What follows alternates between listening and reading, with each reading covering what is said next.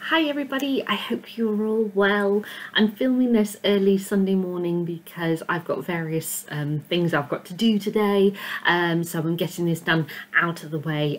It's just gone 8 o'clock in the morning, so I might be a little bit quieter than usual just because I don't want to disturb my neighbours. But yeah, I am officially done with work for Christmas. Yay! Friday was my last day working, and so I am now free until I think it's the 3rd of January. Yeah, 3rd, because yeah, Monday is the bank holiday and we go back to Tuesday. So yeah, 3rd of January I am back at work now. And so yeah, I'm going to use this time to just relax, chill out, but also look after my mum, because unfortunately in the horrible ice and snow that we've had, she had a little accident and she's broken her elbow in 2 places, bless her. So while my dad is working in the office and such on the build up to Christmas, I'm going to be looking after my mum, and yeah, me and dad are going to have to do Christmas lunch together, so based on mum's recipes, we'll see what happens. But yeah, I'm sure it'll be fine. It's just, yeah, we'll see how it goes. Bless her. So yeah, sending all my love and hugs and everything to my mum, and also to my dad for when we have to tackle that, but we'll get there. So this week I have been reading, and I'm here to review, Gypsy, a memoir by Gypsy Rose Leigh. Now, in case you don't know who Gypsy Rose Leigh is, this stunning woman here on the cover, she was a burlesque dancer who started off her career as a burlesque dancer when she was in her mid to late teens, and it carried on through the rest of her life. And she wrote this memoir after her mother had died, and her sister June was a movie star in her own right at that time, and this memoir caused quite a lot of friction between the two of them. So Gypsy basically began her career when her career, when I say career, I don't mean as a burlesque dancer, I mean her entire entertainment field career, when she was a child. So this goes back to when she was very, very young. Her youngest sister June was baby June. She was the focus, she was the star of the family, and Louise, who's Gypsy Rose Leigh, her real name is Louise, she was made to feel that she didn't really have a talent. She was part of the crew, as it were. She was part of the ensemble. So her sister June, her mother, sibling, various people who were in on the act, as it were, would travel around the country from theatre to theatre in vaudeville to put on this show with baby June as the focus. And as time went on, obviously she grew up, she got older, and she found, kind of by accident, she found this new take on what her career could be in the form of burlesque, and it skyrocketed her into stardom. And a lot of the memoir is to do with the relationship with her and her mother and her sister June.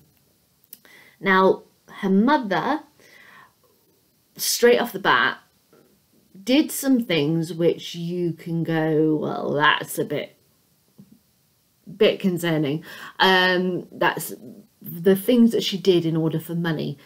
For example, this is in complete public record, so I'm not spoiling anything here, but Gypsy Rose Leigh found out her real age after her mother had died, when she was, around my age, and that was because in order to be able to get as much money as possible out of theatres and such, her mum would have fake birth certificates to state the ages of her children. So yeah, so she could get as much money as possible for the act. And so yeah, they didn't actually know how old they were. That is crazy to me, and that's just one example of things that Rose did. And yeah, there's various stories that she came out with in her memoir meant that her relationship with her sister June, which was already strained, I believe, at that point, got even worse, and to the point where I think they completely stopped communicating with each other. And yeah, that's, you know, it's very, very sad, but she wanted to write this memoir, so she wrote her memoir. And there we go. It inspired the hit musical Gypsy, a musical that I love. And yeah, and I love the fact that they do state, and I'm so glad that they state this, is they make it very, very clear that the musical is inspired by. It's not based on, it's inspired by. Because when you read this memoir, if you, like me, because I know the musical really well, in your brain you can't help but go, well, you're going to see exactly what happened in the musical in this book.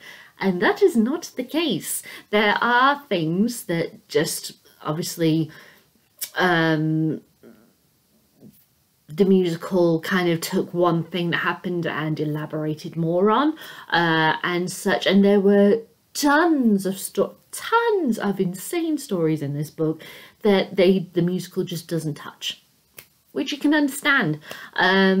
So yeah, so there's a real mixture of stuff here. Now, when it comes to her actual writing, this book I felt it was okay. It was an enjoyable read, but I didn't feel like, oh my god, that is a great memoir. I just kind of felt, it just felt like, right, okay, just okay. But I don't know if that's because I am coming into this knowing the musical really well, knowing a few things about her already. And let's not forget that she wasn't a writer. I mean, she did write, I just want to clarify this, she did write fiction books and she, you know, later on, but I think this was like her first book. Please correct me if I'm wrong here. So I don't know if her style of writing changed as she wrote more through the years compared to this, but it just feels like it doesn't quite know what it is. It very much feels like when when you're writing something down about a situation that you have been in, whether that was just literally minutes before or like a week before, kind of like when you do a this is going to sound very weird compared to memoir too, an end of year review at work, you know, where you have to reflect on the stuff that you've done through the year and everything. It kind of at times made me think of that you feel very much that she is writing this memory just straight down, just quickly type, this is what happens, hand it right over print. It doesn't feel well structured and such at times. And yeah, and because of that, sometimes I found it really quite difficult to read and get my head into. But also, this is like my final week before Christmas, and I had loads of things I had to get done, and for work, I mean, because obviously this week that we're just about to go into is the week of build up to Christmas. You know, I had a very, very busy week. I had a lot on the plate, and yeah, Mum taking a tumble was an added factor to in the mix that I didn't anticipate was going to happen, but it happened. So yeah, it just, maybe I wasn't quite in the right headspace for it. I don't know, but they're looking on Goodreads. There are a lot, and I mean a lot, of 4 and 5 star reviews for this. If I had to rate it out of 5 stars, I'd probably put it as like a 3. And that's not a 3 because I feel it's badly done, badly put together or something. It just kind of feels like it was just okay. It was a bit underwhelming. It was really interesting to hear all the little stories and everything, but it just kind of felt like, okay, it's another story, here's another story, here's another story, here's another story. It didn't feel like the structuring was for a specific purpose, if you see what I mean. But I do like the fact that she is completely brutally honest. And she was obsessed with animals, all the family were, and the menagerie of animals that they took on the road with them, my God, that must have been insane. But yeah, even like saying how her various animals died and stuff like this, and that's the thing. It's like, okay, that's an interesting story, but what purpose does that hold to your overall arching memoir, telling me how your various pets died through the years? You know what I mean? It's, yeah, there were some things where I just felt like, why is that in the memoir? So that's why I give it a 3 star. It's not bad, but it's not that great either. But there are, as I said, there are loads and loads and loads of 4 and 5 star reviews against this in Goodwill. Goodwill. What am I saying? Goodreads. My mind is just not wanting to work right now. I think I need another cup of coffee or something to wake me up. So yeah, maybe I need to give it a go again and see how I feel about it. But at the moment, that's kind of how I'm feeling. So yeah, I mean, it was very interesting to see. And I have to say, I think she did very, very well in talking about the vaudeville system. And vaudeville, basically, in case you don't know what the heck I'm talking about, was that obviously this was before cinema kind of was ever happened, and also when cinema did start to happen, it's still there, but it dwindled and dwindled and then finally disappeared. And vaudeville basically was like variety performances, where you would go and you would see, you know, like 10, 20 odd acts or whatever, performing, singing, dancing, doing comedy acts, whatever, in one show at a theatre, and these various acts would tour around. So vaudeville was where you got your entertainment from.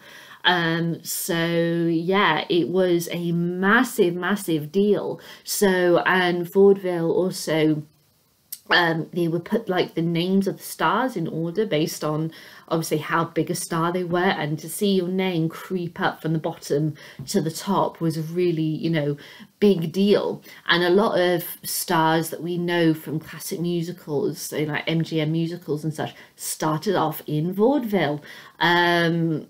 So yeah, like Judy Garland and Mickey Rooney and such, they were vaudeville kids. So and it is brutal. And when you say brutal, I'm not talking like you do 1, maybe 2 shows a day. You were doing the back to back to back to back to back, constantly performing like you're dancing monkey, constantly traveling, constantly not knowing where you are in any given day with all the traveling that you do. It must have been brutal and exhausting, and she does talk about it a lot in this book. And I really liked that authenticness about it. So when I was like, okay, this is not too bad, and then she's going off and talking about her various pets that died and the ways that they died and such, it's like, why are you breaking up this kind of pretty good foundation that you've developed here? That's the struggle that I had with it. So it's not a bad book, it's just that it's not the best for me personally. So as I said, you know, there was a musical that inspired it, and I've gone and left my DVDs of the musical. I've realised in my storage boxes before I turned on this camera, so oh well, I just won't have them to hold. But there's the original film version with Natalie Wood playing Gypsy that I would recommend. I mean, it is the original film, so you can't deny it, but I do like that Natalie Wood plays her, because Natalie Wood, given her life and everything that happened with her, she understood what it was like having an overbearing mother who completely took control of all of her life, and her wanting to have that control back, which is explored in the musical Gypsy. And yeah, I think she plays that very well. Negative though, her singing is not good in this. Now, what had happened previously is that Natalie Wood had done West Side Story, where it was going to be that she was going to sing, but she wasn't that great, so she got dubbed. Natalie that really upset Natalie. She wanted to sing, really wanted to sing, but they said, look, you're not strong enough. So for Gypsy, she had it stated that she would only sign for it if she got to sing. So her real singing voice is in that film.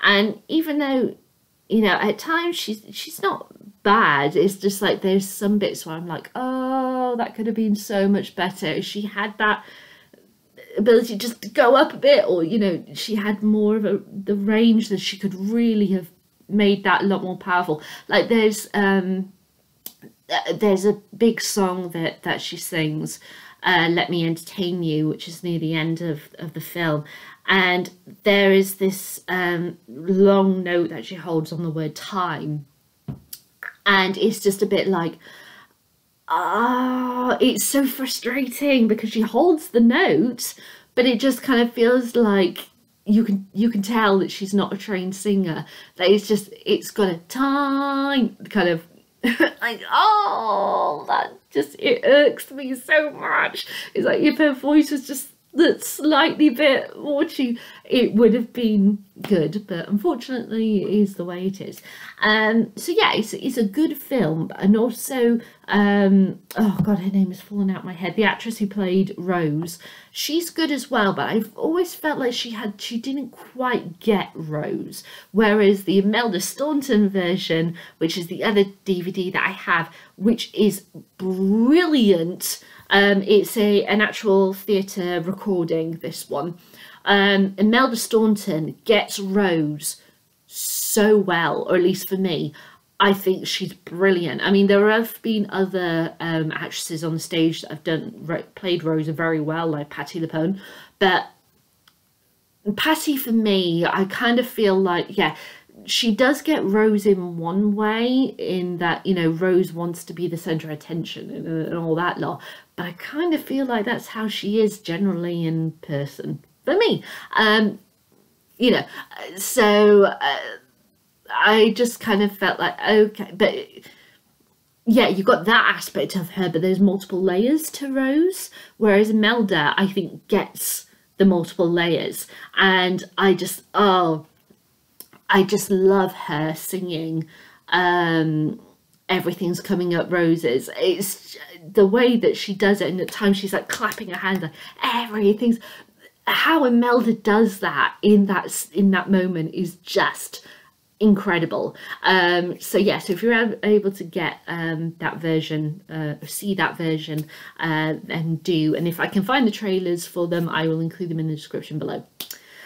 So yeah, so those are my thoughts on Gypsy, a memoir by Gypsy Rose Leigh. So my usual questions: would I read this again? I'm going to say yes, because as I said, you know, I don't know if it was just a case of that I've had a bit of a funny week, and so it just wasn't capturing me the way that I thought it would because of my funny hectic week. So I give it a go again just to see if my feelings change about it. But yeah, and if it doesn't, then I know then that I probably wouldn't read it again after that. But yeah, I want to give it another go, I think, just to see if it changes my mind. So would I recommend this to anyone? I think it's worth, you know, reading, especially if you're wanting to read about vaudeville and different sides of the entertainment industry at that time. I think it'd be very interesting.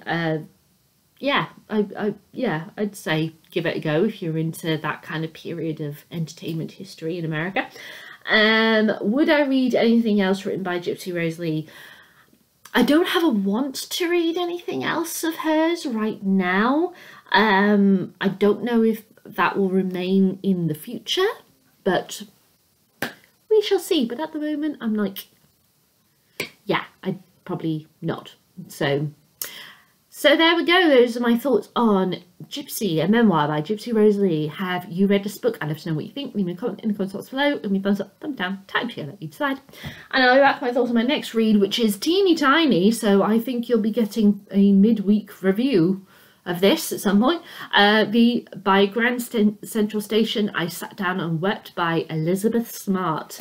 A short novella about her and a love affair that she had. Ooh. And yeah, so yeah, you'll probably get well, you will be getting obviously my bookishly book reveals through the week and such, and obviously at the end of the week it's going to be Christmas and I'm going to be at my mum and dad, so I will try and get you various videos and such throughout the week. So yeah, you'll get bookishly book reviews, you'll get this review. How quickly you'll get that review will depend on how quickly I get through it. Obviously announcing then my next 5 reads. Yes, there will be 5, even though there's only 4 left in my jar. I have picked out what the final of those 5 will be. And yeah, and then it will be Christmas. So expect a bunch of videos at some point through this week. And yeah, I will see you guys later.